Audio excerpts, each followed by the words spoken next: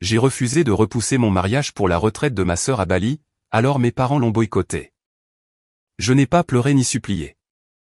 Mais quand mon mari s'est levé à la réception pour parler, nos 200 invités se sont tus. Je m'appelle Mélissa Dubois, j'ai 31 ans. Et le 18 octobre 2025, mes parents ont boycotté mon mariage, le mariage que j'avais planifié pendant des mois avec 200 invités, simplement parce que j'ai refusé de changer la date pour accommoder les vacances de ma sœur à Hawaï. Ils ne sont même pas venus. 2 sièges au premier rang sont restés vides. Tout le monde l'a vu. Tout le monde a compris. Avant cela, mon père m'avait dit franchement, si tu ne changes pas la date du mariage, n'attends pas que nous soyons là.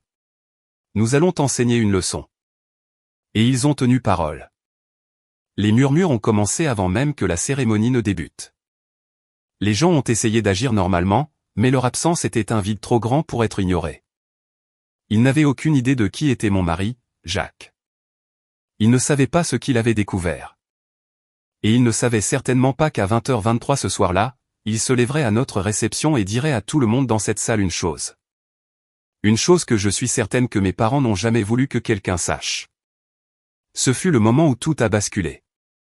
Et quand je dis tout, je parle de leur réputation, de leurs affaires, et de leur contrôle sur ma vie. Voici ce qui s'est passé. Tout a commencé comme toute bonne histoire, avec de l'espoir. Le 17 décembre 2023. Jacques m'a demandé en mariage au parc de la Vallée à Lyon. C'était simple, parfait. Une couverture sous les chênes, des guirlandes lumineuses qu'il avait accrochées lui-même, et une bague que sa grand-mère avait portée pendant 60 ans. Quand j'ai dit oui, je me suis senti la femme la plus chanceuse du monde. Le lendemain matin, j'ai appelé mes parents. Ma mère a pleuré. Des larmes de joie, pensais-je. La voix de mon père était chaleureuse, presque fière. Mélissa, a-t-il dit, nous sommes si heureux pour toi. Nous aiderons du mieux que nous pourrons. J'aurais dû enregistrer cet appel. J'aurais dû le conserver, mais je ne savais pas que j'aurais besoin de preuves de gentillesse si tôt. Une semaine plus tard, ma mère en a parlé lors du déjeuner chez eux à Saint-Jean-de-Luz. La maison où j'ai grandi, avec ses comptoirs en marbre et ses plafonds voûtés, le genre de maison qui crie le succès. Mon père, Laurent, possède 3 concessions automobiles dans toute la région lyonnaise. Peugeot, Renault, et autres. Ils ne sont pas milliardaires, mais ils sont à l'aise. Très à l'aise. Leur valeur nette se situe autour de 4,5 millions d'euros. Ma mère, Diane, posa son verre de vin et me sourit. Mélissa, ma chérie, tes grands-parents ont laissé quelque chose pour cela pour ton mariage. J'ai cligné des yeux. Qu'est-ce que tu veux dire ? Le fonds fiduciaire, dit-elle comme si c'était évident. Quand mamie et papy sont décédés en 2019, ils ont mis de côté de l'argent spécifiquement pour ça. 120 000 euros pour le mariage de leur premier petit enfant. Ma gorge se serra.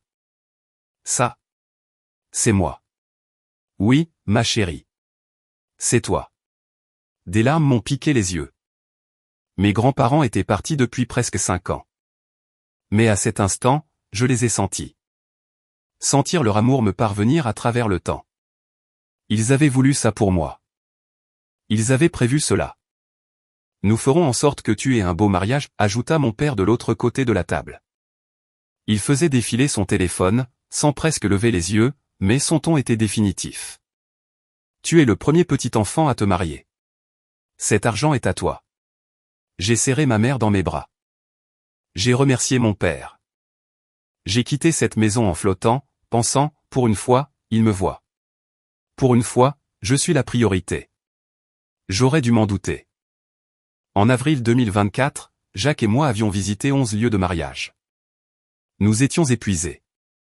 La plupart des endroits étaient complets ou ridiculement chers, ou tout simplement inappropriés.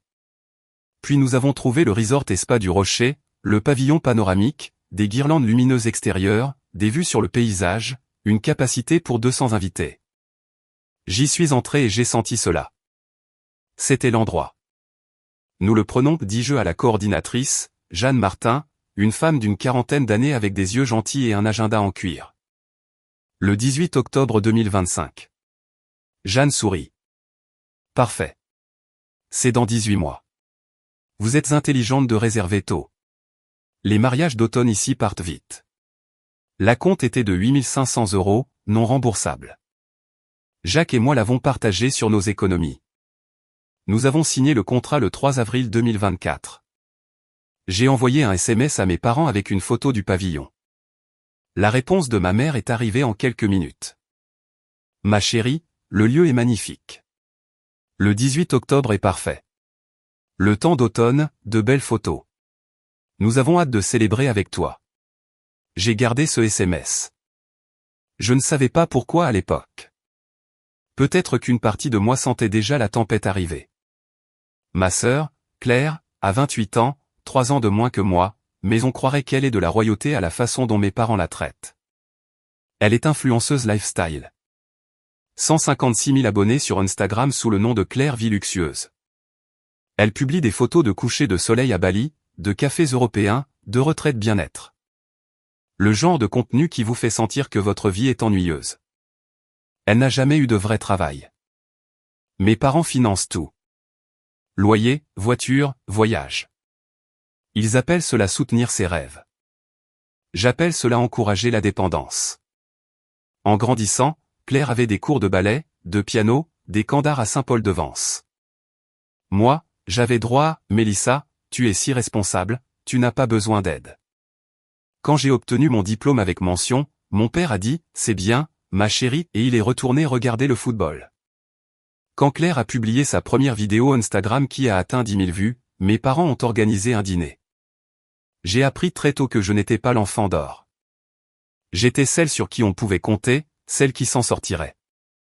À Thanksgiving 2019, juste après le décès de mes grands-parents, mon père a dit quelque chose que je n'ai jamais oublié. Nous étions assis autour de la table et Claire parlait de ses projets de devenir influenceuse. Mon père la regardait avec une lumière dans les yeux.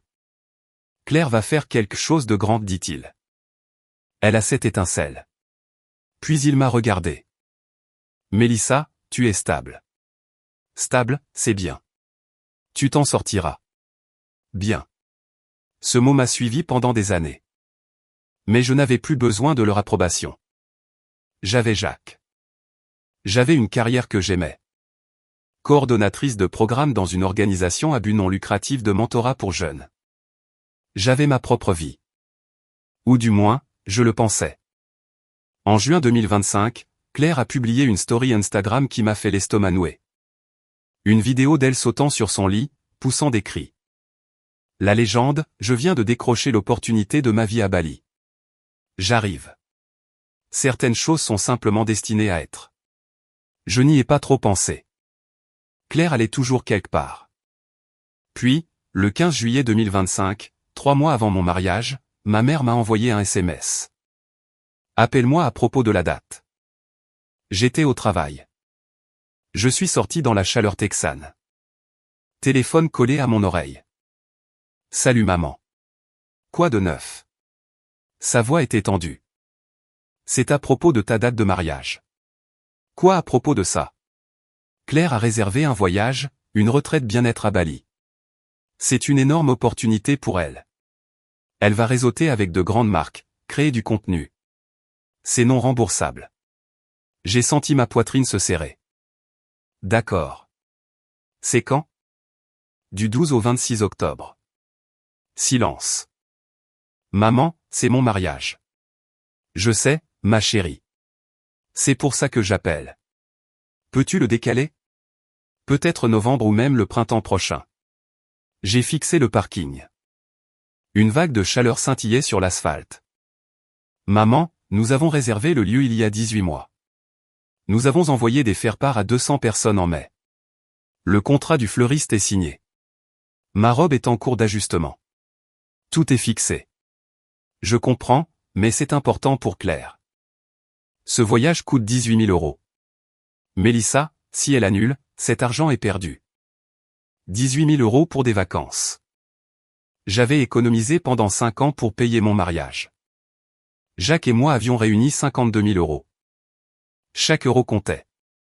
Et il voulait que je jette tout par la fenêtre pour le contenu Instagram de Claire. Non, dis-je. Je ne change pas la date. Il y eut une pause. Puis la voix de ma mère devint froide. Mélissa, c'est une question de famille. La carrière de Claire décolle. Ton mariage peut avoir lieu n'importe quand. Nous avons un contrat, maman. Nous perdrions des milliers d'euros. Le lieu. Je te rappellerai, dit-elle, et raccrocha. Je suis resté là, sous la chaleur, téléphone à la main, et j'ai senti la première fissure dans mon monde. 2 jours plus tard, mon père a appelé. Sa voix n'était pas chaleureuse cette fois. C'était la voix qu'il utilisait à la concession quand une affaire tournait mal. Mélissa, c'est une question de famille. La carrière de Claire est importante. Ce voyage à Bali, elle y fait du réseautage avec de grandes marques. Ton mariage peut avoir lieu n'importe quand. Tu es égoïste. Égoïste. Ce mot a frappé comme une gifle. Papa, nous avons signé un contrat. Le lieu. L'argent n'est pas le problème, Mélissa. Le respect l'est. Je voulais crier, mais j'ai gardé ma voix stable. Nous ne changeons pas la date. Il expira brusquement. Alors nous avons un problème. Il raccrocha. Je suis restée dans mon appartement, tremblante. Jacques est entré dans la pièce, a vu mon visage et m'a serré dans ses bras. Qu'a-t-il dit ? Demanda Jacques. Il m'a traité d'égoïste. Jacques me serra plus fort. Tu n'es pas égoïste. Tu défends tes droits. Il y a une différence. Je voulais le croire. Mais une partie de moi, celle qui avait passé 31 ans à essayer de gagner l'approbation de mes parents, se demandait si j'avais peut-être tort. Peut-être que je devrais juste déplacer la date. Peut-être que j'étais en train de déchirer la famille. Cette nuit-là, je n'ai pas pu dormir. Le 22 juillet, mes parents ont exigé une réunion en personne. Jacques et moi sommes allés chez eux à Saint-Jean-de-Luz. La climatisation était à fond, mais je sentais mes paumes moites. Claire était là aussi, en haut-parleur depuis Los Angeles où elle séjournait chez un ami. J'entendais le bruit d'un café en arrière-plan. Elle ne prenait même pas cela au sérieux. Ma mère était assise en face de nous, les mains croisées. Mon père se tenait près de la fenêtre, les bras croisés. Nous avons trouvé un compromis, dit ma mère, sa voix pleine de sucre. Tu déplaces le mariage à mai 2026. Nous aiderons à payer les frais de changement. Tout le monde gagne. J'ai regardé Jacques. Il me serra la main sous la table. Les frais de changement seraient de 12 à 15 000 euros au minimum, et nous perdrions notre date. Nous devrions tout recommencer. Mon père se détourna de la fenêtre. Nous proposons d'aider. Que attends-tu de plus ? La voix de Claire crépita dans le haut-parleur. Je veux dire, j'ai déjà payé la compte pour Bali, alors. J'ai senti quelque chose se briser en moi. Non, dis-je. La date reste. Le visage de mon père devint dur. Alors nous avons un problème. La réunion s'est terminée 10 minutes plus tard. Alors que Jacques et moi marchions vers la voiture, ma mère se tenait dans l'embrasure de la porte, pleurant. Mon père n'a même pas regardé. Le lendemain matin, je me suis réveillé avec un SMS de mon père. Horodatage 6h52. Puisque tu as choisi cette voie, n'attends pas notre soutien financier. Tu es seul. Ta mère est dévastée. J'espère que tu es fier de toi.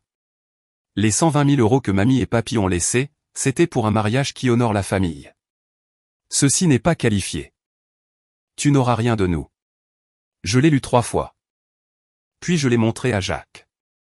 Peuvent-ils faire ça ? Légalement ? Le menton de Jacques se serra. Je ne sais pas, mais nous allons le découvrir. Pendant 47 jours, mes parents n'ont pas parlé. J'ai appelé ma mère 6 fois. Messagerie. J'ai appelé mon père 4 fois. Directement en messagerie. J'ai envoyé des SMS. Les accusés de réception montraient qu'ils les avaient vus. Aucune réponse. Le 10 août, j'ai envoyé un SMS à ma mère. Maman, on peut parler ? Tu me manques. Vu à 14h17. Aucune réponse. Le 24 août, j'aimerais vous avoir tous les deux au mariage, s'il vous plaît. Livré, non lu. Pendant ce temps, Claire a publié 34 posts Instagram sur la préparation de son voyage à Bali. Mes parents ont aimé chacun d'eux. Ils ont commenté, si fier de toi, ma chérie, et tu le mérites. Ils n'ont jamais mentionné mes postes de compte à rebours de mariage. Jacques m'a regardé sombrer. Il m'a tenu quand je pleurais. Il m'a préparé du thé quand je ne pouvais pas dormir. Et il a commencé à faire quelque chose que je n'ai découvert que bien plus tard. Il a commencé à enquêter. Le 8 septembre, mon téléphone a sonné. Ma mère. Mon cœur a fait un bond. Allô? Statique. Puis sa voix froide. Nous viendrons au mariage, mais ne t'attends pas à ce que nous soyons heureux. Je me suis assise sur le canapé. Maman, je veux juste que ton père et moi en avons discuté. Nous serons là parce que la famille se montre, mais nous ne ferons pas semblant que c'est acceptable. Tu as choisi ta date plutôt que les rêves de ta sœur. Les actions ont des conséquences. Elle a marqué une pause. Nous ne participerons pas aux photos tant que tu n'auras pas présenté tes excuses à Claire et nous ne contribuerons pas financièrement. C'est pour t'enseigner l'humilité, Mélissa. Humilité. Le mot de mon père, maintenant celui de ma mère. J'aurais voulu dire, vous me punissez d'avoir des limites. J'aurais voulu dire, ce n'est pas de l'humilité. C'est du contrôle. Mais j'ai juste dit, d'accord. Elle a raccroché. Je suis restée assise là, le téléphone à la main, et je me suis sentie plus vide que jamais. 8 jours avant le mariage, le 10 octobre 2025, j'ai reçu un email de Jeanne Martin, la coordinatrice du lieu. Objet, urgent, instruction contradictoire. Je l'ai ouvert. Bonjour Mélissa, j'espère que vous allez bien. Je vous contacte car j'ai reçu des communications contradictoires concernant votre événement du 18 octobre. Je voulais clarifier directement avec vous avant de procéder. Voir email 6 juin. Veuillez me faire savoir comment vous souhaitez que je gère cela. Merci, Jeanne. 6 juin se trouvaient 3 emails, tous de ma mère. Email 1, 3 septembre 2025. Bonjour, ceci est Diane Dubois, mère de la mariée. Nous devons discuter du déplacement de l'événement du 18 octobre à 2026. Quelles sont nos options? Veuillez me rappeler au plus vite. Email 2, 15 septembre 2025. Jeanne, je comprends qu'il y ait des pénalités, mais c'est une affaire de famille. Vous pouvez sûrement travailler avec nous. La mariée fait une erreur et nous essayons de la protéger. Veuillez aviser. Email 3, 2 octobre 2025. Ce mariage ne devrait pas avoir lieu à cette date. Je vous demande, en tant que mère de la mariée, de nous aider à arrêter cette erreur. Appelez-moi immédiatement. J'ai senti mon sang se glacer. Elle avait essayé d'annuler mon mariage derrière mon dos 3 fois. J'ai transféré l'email à Jacques, tapé, elle a essayé d'annuler notre mariage. Il m'a appelé immédiatement. Mélissa, dit-il, sa voix basse et contrôlée. Nous devons parler ce soir. J'ai travaillé sur quelque chose. Qu'est-ce que tu veux dire? Je t'expliquerai quand je rentrerai. Mais Mélissa, il marqua une pause. C'est plus grand que ce que tu penses. Ce soir-là, Jacques est rentré avec son ordinateur portable. Il l'a posé sur la table de cuisine et m'a tiré une chaise. J'ai besoin que tu me fasses confiance, dit-il. Je te fais confiance. Bien, car j'ai passé les 3 dernières semaines à fouiller dans les finances de ta famille. J'ai cligné des yeux. Quoi? Jacques est analyste financier à la Banque de France. Il a accès à des outils de recherche que la plupart des gens n'ont pas, et il les utiliserait. Le fonds fiduciaire de tes grands-parents, dit-il. Les 120 000 euros. Je voulais voir si tes parents pouvaient réellement le retenir. Et il a tourné l'écran de l'ordinateur vers moi. Relevé bancaire, registre de compte, entrée surlignée. En janvier 2025, le fonds fiduciaire avait un solde de 120 000 euros. Exactement ce que tes grands-parents ont laissé. J'ai hoché la tête. Le 18 juillet 2025, il y a eu un retrait. 80 000 euros. Mon estomac s'est effondré. Quoi? Il a cliqué sur la page suivante. Destinataire Claire Dubois Unzueta. Mémo, avance distribution mariage. Je ne pouvais pas respirer. Claire n'est même pas fiancée. J'ai murmuré, je sais. J'ai fixé l'écran. 18 juillet, 5 jours avant la réunion de famille. 5 jours avant qu'ils n'exigent que je déplace ma date de mariage. Ils avaient déjà volé l'argent avant même de le demander. Jacques a ouvert un autre document. Les documents fiduciaires de 2019, le testament de mes grands-parents. Il a lu à haute voix, fonds de mariage de 120 000 € à distribuer au premier petit enfant lors du mariage, à utiliser pour les dépenses de mariage, l'acompte de la première maison, ou l'établissement matrimonial comme le bénéficiaire le juge bon. Il m'a regardé. C'est toi, Mélissa, pas Claire. Toi. Mais ils sont les fiduciaires, dis-je. Ils contrôlent. Ils sont censés agir dans ton meilleur intérêt. Ceci, il a pointé l'écran. Ceci est une violation de devoir fiduciaire. Ils ont donné 80 000 € à quelqu'un qui n'est même pas le bénéficiaire. C'est illégal. J'ai senti quelque chose changer en moi. Pas de tristesse, pas de colère, quelque chose de plus froid, de la clarté. Que faisons-nous, demandai-je. Jacques a ouvert un autre dossier sur son ordinateur portable. Nous construisons un dossier et ensuite, à la réception, nous montrons à tout le monde exactement ce qu'ils ont fait. J'ai fixé. Tu veux les exposer à notre mariage. Ils t'ont abandonné. Ils ont essayé d'annuler ton mariage. Ils ont volé ton héritage, Mélissa, sa voix s'est brisée. Ils t'ont humilié devant 200 personnes. Ils méritent de connaître la vérité. J'ai pensé à mes grands-parents. J'ai pensé au fonds fiduciaire qu'ils avaient laissé. Pas pour que mes parents contrôlent, mais pour que je construise une vie. D'accord, dis-je. Faisons-le. Au cours de la semaine suivante, Jacques a tout compilé. Relevé bancaire montrant le transfert de 80 000 € à Claire, les documents fiduciaires avec la clause de bénéficiaire surlignée. Les emails de ma mère sabotant le lieu, les messages de mes parents. Tu n'auras rien de nous. C'est pour t'enseigner l'humilité. Des captures d'écran des publications Instagram de Claire, y compris une du 20 juillet, soit 2 jours après avoir reçu l'argent, la montrant réservant des billets de première classe pour Bali. Légende, je me fais plaisir parce que je le mérite. Jacques a créé une présentation PowerPoint. 22 diapositives. Diapositive titre. Le prix de l'humilité. Quoi? Ça va les détruire, dis-je. Jacques me regarda. Ils ont détruit ton mariage en premier. Le 17 octobre, la veille du mariage, Jacques m'a demandé, dernière chance de faire marche arrière. On peut juste se marier et passer à autre chose. J'ai pensé à ma grand-mère. J'ai pensé au fonds fiduciaire qu'elle avait laissé à mon nom. J'ai pensé aux mots que mon père avait utilisés. Humilité, conséquence, famille. Nous leur montrons tout, dis-je. Puis Jacques a trouvé une chose de plus. À 23 h, il m'a appelé dans le salon. Son ordinateur portable était ouvert. Un autre transfert bancaire à l'écran. Regarde ça, dit-il. 10 septembre 2025. 3 jours après que ma mère ait appelé pour dire qu'ils assisteraient au mariage, mais ne seraient pas heureux. Montant du transfert, 15 500 €. Mémo, forfait extension Bali plus excursion. Compte source, le compte personnel de mon père à la banque Chase. J'ai ri. C'est sorti brisé. Presque hystérique. Ils ont payé pour son voyage, dis-je, après m'avoir puni.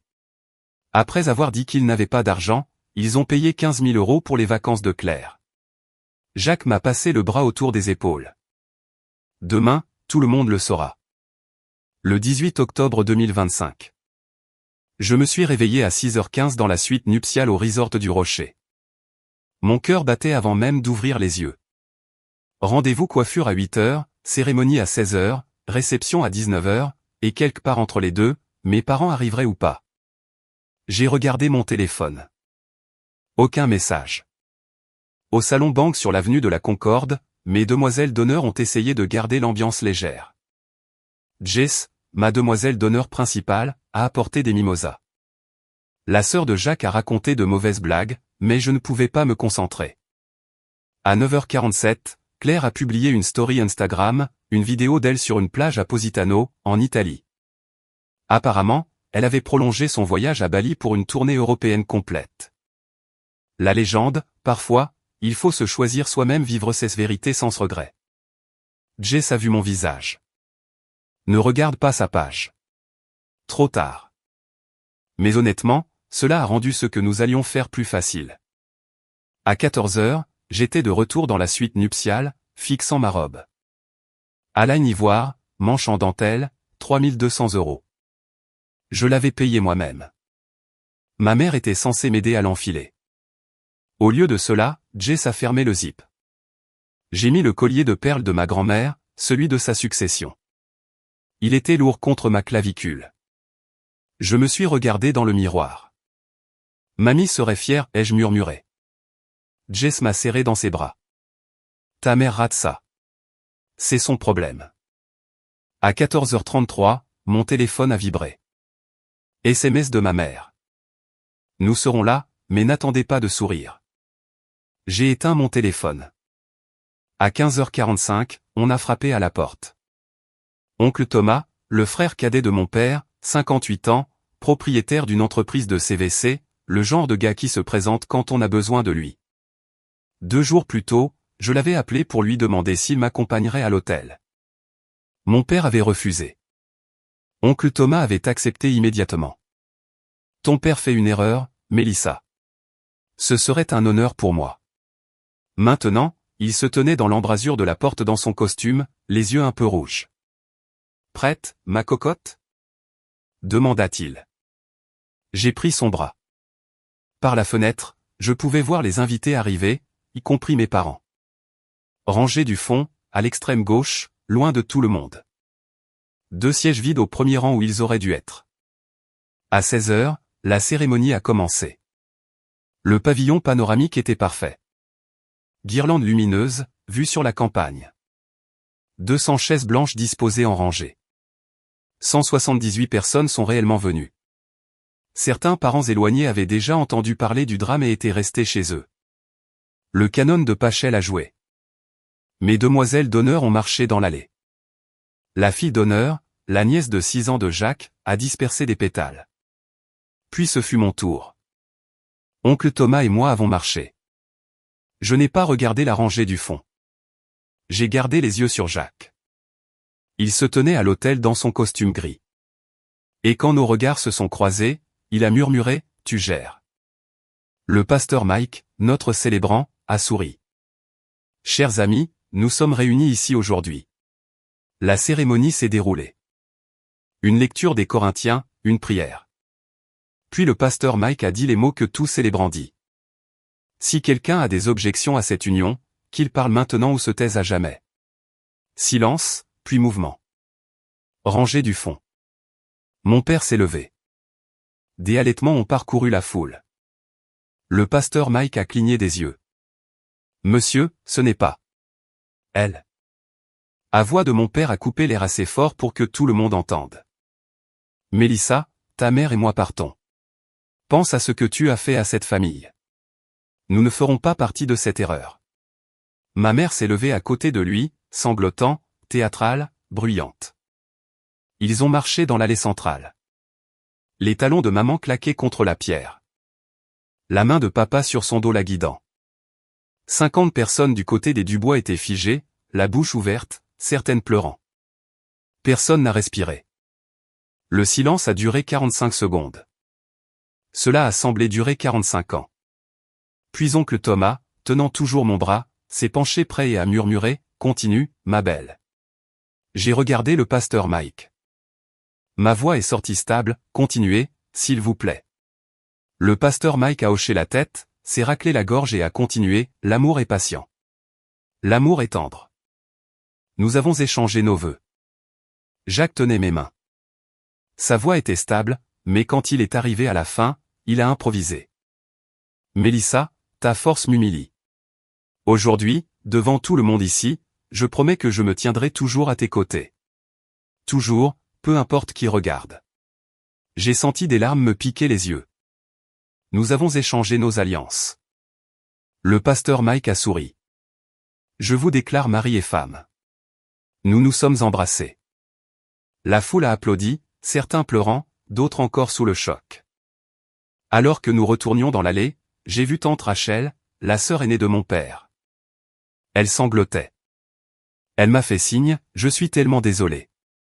Je lui ai souri parce que dans 4 heures, désolé ne serait pas nécessaire. Le bonheur serait là. L'heure du cocktail, de 16h30 à 17h30. La terrasse donnait sur le paysage. Le coucher du soleil commençait à teinter le ciel. Les gens sirotaient du vin, mangeaient des amuse-gueules, et murmuraient « Qu'est-ce qui s'est passé? Reviennent-ils » Je n'arrive pas à croire qu'ils soient partis comme ça. J'ai dit la même chose à tous ceux qui posaient la question. Ils ont fait leur choix. Jacques circulait dans la foule, calme et posé. Mais je le voyais vérifier sa montre. 19h dîner. 20h15 toast. C'est à ce moment-là. À 17h45, le photographe a demandé des photos de famille. Juste du côté de Jacques, dis-je. Il a semblé confus. Juste de son côté? Jacques a ajusté sa cravate, son visage de jeu était prêt. À 18h30, nous sommes entrés dans la grande salle de bal. La transformation était stupéfiante. Des guirlandes lumineuses traversaient le plafond. Des guirlandes d'eucalyptus drapaient les tables. 20 tables rondes, chacune accueillant 10 personnes. Le DJ nous a annoncé. Mesdames et messieurs, pour la toute première fois, Monsieur et Madame Jacques Dubois. Applaudissements. Nous avons dansé sur Thinking Out Loud d'Ed Sheeran. Pendant 3 minutes et 40 secondes, tout semblait presque normal, sauf à la table 3, premier rang à gauche, table des parents, 2 chaises vides, nom en place, Laurent Dubois, Diane Dubois. Tout le monde l'a vu. Le dîner a été servi à 19h. Filet de bœuf ou bar chilien. Salade, plat principal, dessert, tiramisu. Je ne pouvais pas manger. Jacques non plus. Nous attendions. À 20h10, Jacques s'est excusé. Toilette, dit-il. Il est allé à la cabine du DJ, a installé son ordinateur portable, l'a connecté à l'écran de projection, celui que nous avions loué pour un diaporama de photos. Il a chargé le PowerPoint, et revenu à notre table, m'a serré la main. Dernière chance. Faisons-le. À 20h15, les discours ont commencé. Cole, le témoin, a raconté des histoires amusantes sur Jacques. 6 minutes de rire. Jess, mademoiselle d'honneur, a raconté des histoires touchantes sur notre amitié. 5 minutes de larmes. Puis le DJ a dit, et maintenant, un message spécial du marié. J. Axe s'est levé, a pris le micro. La salle s'est calmée. Il m'a regardé. J'ai hoché la tête. Il s'est tourné pour faire face à la salle. 165 personnes. Merci à tous d'être venus ce soir, dit-il. Surtout à ceux qui sont restés après l'interruption de tout à l'heure. Quelques rires nerveux. Je ne suis pas souvent du genre à prendre la parole en public, continua Jacques.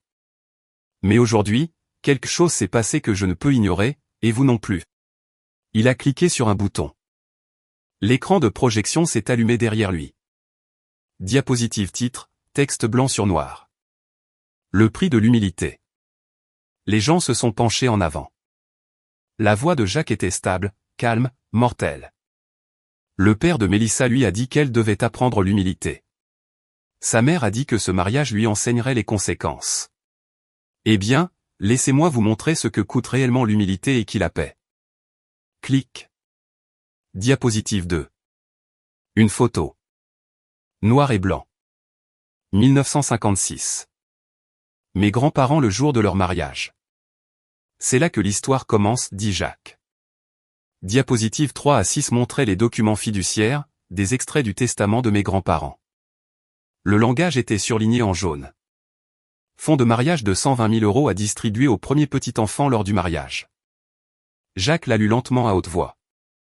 En 2019, les grands-parents de Mélissa sont décédés. Ils ont laissé un fonds fiduciaire, 120 000 € spécifiquement pour le mariage de leur premier petit enfant. C'est Mélissa. Pas sa sœur, Claire. Mélissa. La salle était silencieuse. Clic. Diapositive 7 un relevé bancaire. 18 juillet 2025. Montant du transfert, 80 000 €. Destinataire, Claire Dubois Inzueta. Mémo, avance distribution mariage. Déhalètement. Les gens murmuraient, les têtes se tournaient. Jacques a laissé reposer 5 secondes, puis a continué. 80 000 € donnés à Claire, qui n'est même pas fiancée, 2 mois avant le mariage de Mélissa, pendant que ses parents disaient à Mélissa qu'elle n'aurait rien. Clic. Diapositive 8 à 11. Capture d'écran Instagram. Publication de Claire. Bali. Vol en première classe. Resorts de luxe. La légende du 20 juillet, je me fais plaisir parce que je le mérite.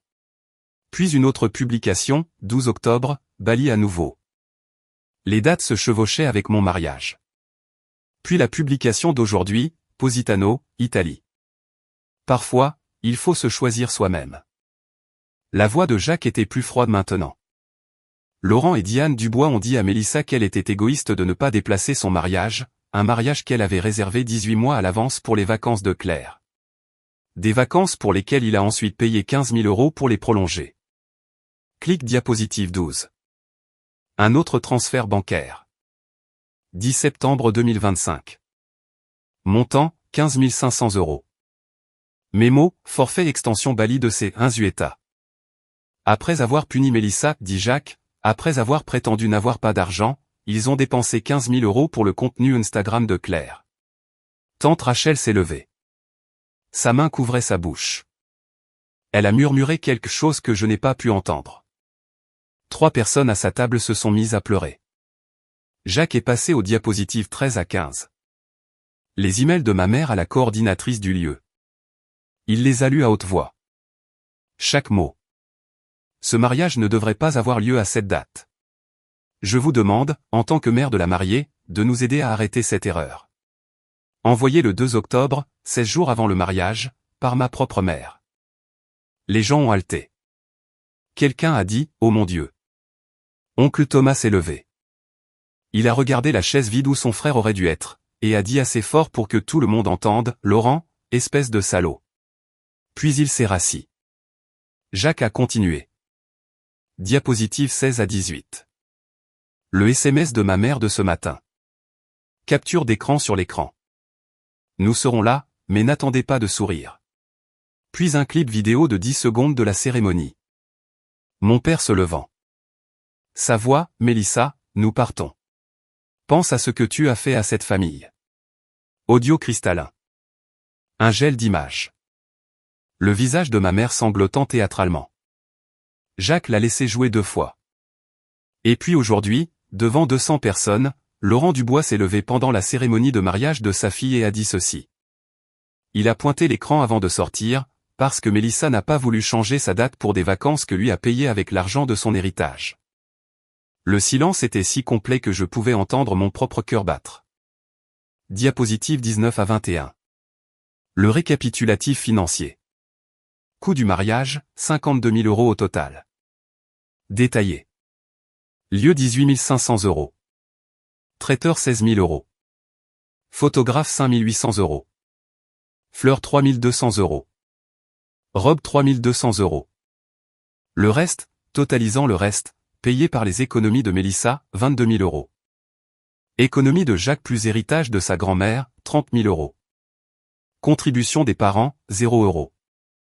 La voix de Jacques était calme maintenant, presque un murmure, mais le microphone la portait. Mélissa est coordinatrice de programme dans une ONG.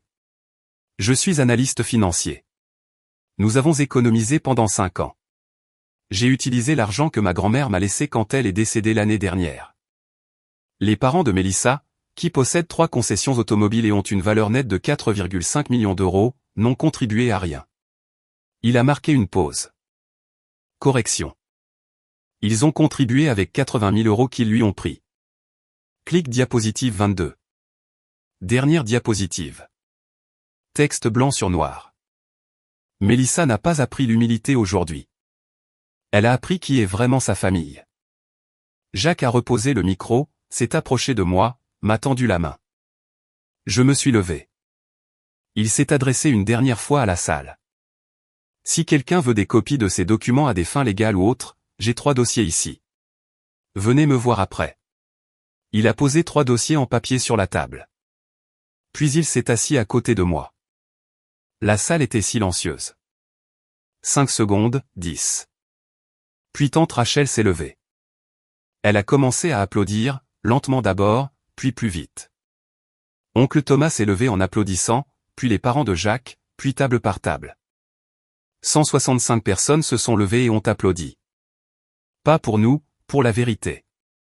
L'ovation a duré 90 secondes. Après la fin de l'ovation, le chaos. 15 personnes ont attrapé leur manteau et sont partis, des cousins éloignés des Dubois, quelques amis golfeurs de mon père, des gens qui n'ont pas pu gérer ce qu'ils venaient de voir. Tante Rachel est venue vers moi, mascara coulant. Je ne savais pas, dit-elle en sanglotant. Je jure devant Dieu, Mélissa, je ne savais pas. Oncle Thomas a serré Jacques dans ses bras. Tu as fait ce qu'il fallait, mon garçon. Ma cousine Jennifer, la nièce de mon père, est sortie en trombe, téléphone collé à son oreille. Par la fenêtre, je l'ai vue faire les 100 pas, gesticulant sauvagement. Elle criait sur quelqu'un, probablement mon père. Mon téléphone, en mode silencieux sur la table, s'est allumé comme un arbre de Noël. 37 notifications de SMS. Téléphone de Jacques, 28. Il l'a éteint. Pas ce soir, dit-il. Ce soir, on danse. Le DJ, après une pause gênante, a dit « d'accord. Continuons cette célébration. » Il a joué Uptown Funk. La piste de danse a explosé. Les gens avaient besoin de se défouler. L'énergie était folle. Les rires plus forts. La danse plus intense. C'est devenu sincèrement la meilleure fête à laquelle j'ai jamais assisté. À 21h45, Cole a pris le micro pour un deuxième toast impromptu. À Jacques pour avoir du cran, et à Mélissa pour avoir une colonne vertébrale, et à nous tous pour avoir été témoins du toast de mariage le plus légendaire de l'histoire. Santé. La salle a explosé. À 23h42, les derniers invités partaient. Tante Rachel m'a serré une dernière fois dans ses bras. Ta grand-mère serait si fière, dit-elle. Pas de l'argent, mais de toi. C'est là que j'ai finalement pleuré. Des larmes de joie. À minuit, nous étions de retour dans la suite nuptiale. Jacques a rallumé son téléphone. 4 messages vocaux. Un de l'oncle Thomas. Jacques, appelle-moi demain. J'ai besoin de copies de ces documents. 3 de numéros inconnus. Il a mis le 3e en haut-parleur, une voix de femme. Ceci est Amanda Chen de KVUE News. Nous avons reçu un tuyau concernant un incident lors d'un mariage ce soir impliquant Laurent et Diane Dubois du groupe Auto Dubois. Pouvez-vous confirmer et fournir un commentaire? J'ai regardé Jacques. Ça se propage déjà. Il m'a serré contre lui. Bien. Laissez-le se propager. Que tout le monde sache ce qu'ils ont fait. Dimanche matin, 19 octobre, 9h. Je me suis réveillé avec mon téléphone qui bourdonnait sans arrêt. 3 des cousins de Jacques avaient publié des choses sur le discours sur Facebook. Ça se propageait. Un post avait 2300 partages à midi. Les commentaires étaient brutaux. C'est de la folie. Poursuivez-les en justice. Boycott des concessions du bois. Quelqu'un avait lancé un hashtag justice pour Mélissa. Puis mon téléphone a sonné. Numéro inconnu, indicatif d'Austin. J'ai répondu, allô? Bonjour Mélissa. Ceci est l'avocat David Bernard. Je me spécialise dans les litiges de fiducie. J'ai vu ce qui s'est passé hier soir. J'aimerais vous représenter. Pro bono. Mardi, 21 octobre. Jacques et moi avons rencontré David Bernard dans son bureau au centre-ville. 7e étage, fenêtre en verre donnant sur la ville. Il avait 55 ans, cheveux argentés, costume élégant. Il pratiquait le droit des successions depuis 25 ans. Il a tout examiné. Documents fiduciaires, relevés bancaires, email, messages texte, pendant 90 minutes.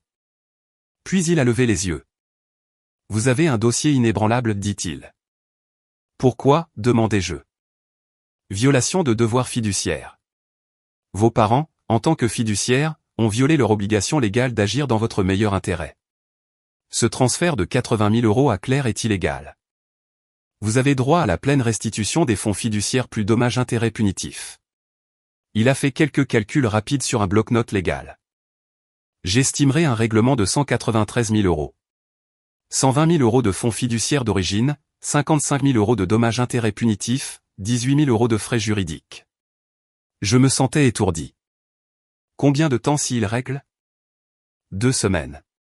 S'ils se battent, il a souri froidement, 6 mois. Mais ils régleront. La publicité seule les y forcera. Jeudi, 23 octobre. Jour 5, post-mariage. David a déposé la plainte au tribunal de district du comté de Travis. Plainte, violation de devoir fiduciaire, conversion, enrichissement sans cause. Demande de 193 000 €. Numéro de dossier des 1 GN 25-004932. Les papiers ont été signifiés à mes parents vendredi, 24 octobre. À 15h15, j'ai reçu un SMS de l'oncle Thomas. Ton père vient de m'appeler. Il est furieux. Il dit que tu détruis le nom de famille. Je lui ai dit, tu l'as détruit quand tu as abandonné ta fille. Il m'a raccroché au nez. Samedi, 25 octobre. J'ai googlé groupe Auto Dubois. 47 nouveaux avis 1 étoile. Exemple, le propriétaire vole sa propre fille. Lui feriez-vous confiance avec votre argent? Les valeurs familiales? Plutôt des mensonges familiaux. Je n'achèterai jamais ici. Les avis continuaient d'arriver. Dès le lundi, 27 octobre, l'Austin American Statesman avait repris l'histoire. Titre, le propriétaire d'une concession automobile locale poursuivi par sa fille à propos du fonds de mariage. KVE a diffusé un segment de 2 minutes. Ils ont interviewé l'oncle Thomas à l'écran. Il a dit, mon frère a fait une terrible erreur. Il a laissé l'orgueil et le favoritisme détruire sa relation avec sa fille, et maintenant il fait face à des conséquences, légales et sociales, comme il se doit. Elon. Les sources internes de l'oncle Thomas, les ventes dans les concessions ont chuté de 35% cette semaine-là. Mardi, 29 octobre. David a appelé. Ils veulent négocier. Leur avocat m'a contacté ce matin.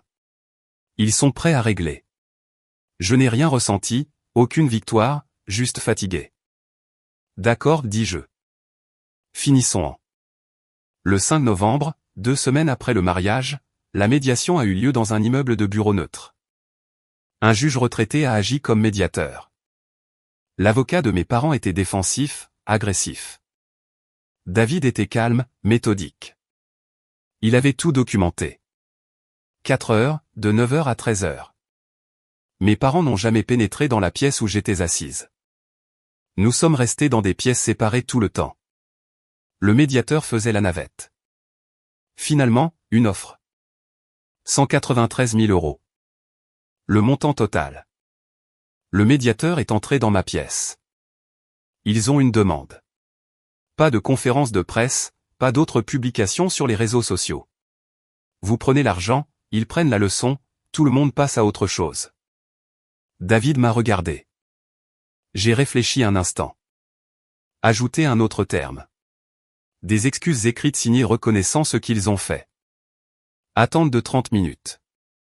Le médiateur est revenu. Ils acceptent. Les excuses seront rédigées demain. Fonds transférés dans les 5 jours ouvrables. Je me suis levé. Jacques m'a tenu la main. Nous sommes sortis. C'était fini. Vendredi, 8 novembre. Les excuses sont arrivées par courrier recommandé. Une page dactylographiée signée par les deux. Nous, Laurent et Diane Dubois, reconnaissons que nous avons laissé le favoritisme et l'orgueil guider nos actions concernant le mariage de Mélissa et le fonds fiduciaire établi par nos parents. Nous avons violé la confiance qu'ils nous ont accordée en tant que fiduciaires. Nous avons manqué à Mélissa en tant que parents. Nous sommes profondément désolés. Je l'ai lu une fois, je n'ai rien ressenti. Jacques a demandé, est-ce suffisant? Ce sont des mots, dis-je. Les 193 000 € sont la justice. Ceci n'est que du papier. Je l'ai classé dans un tiroir. Jamais répondu. Mardi, 12 novembre. L'argent est arrivé sur notre compte. Virement bancaire. Mémo, règlement. Dubois contre Dubois. Solde, 193 000 €. J'ai fixé l'écran pendant un long moment. Puis j'ai commencé à chercher des maisons. 6 mois plus tard. Avril 2026. Jacques et moi avons acheté notre première maison, 3 chambres, 2 salles de bain, à Bordeaux, en Gironde. Prix d'achat, 385 000 €. Acompte, 55 000 € provenant du règlement. Le reste, nous avons contracté un prêt hypothécaire comme des gens normaux. J'étais enceinte de 12 semaines. Nous n'avions pas parlé à mes parents depuis la médiation. Pas d'appel, pas de SMS, silence complet. Les abonnés Instagram de Claire étaient tombés à 91 000. Elle avait perdu 65 000 abonnés. Plusieurs marques l'avaient abandonnée lorsque l'histoire était devenue virale. Elle publiait moins souvent maintenant. Les légendes étaient différentes, moins assurées. Dimanche de Pâques, 20 avril. Tante Rachel nous a invités à dîner. Oncle Thomas était là. Les parents de Jacques, quelques cousins. Pendant le dessert, tante Rachel a dit doucement, « Ton père s'enquiert de toi par l'intermédiaire de ton oncle.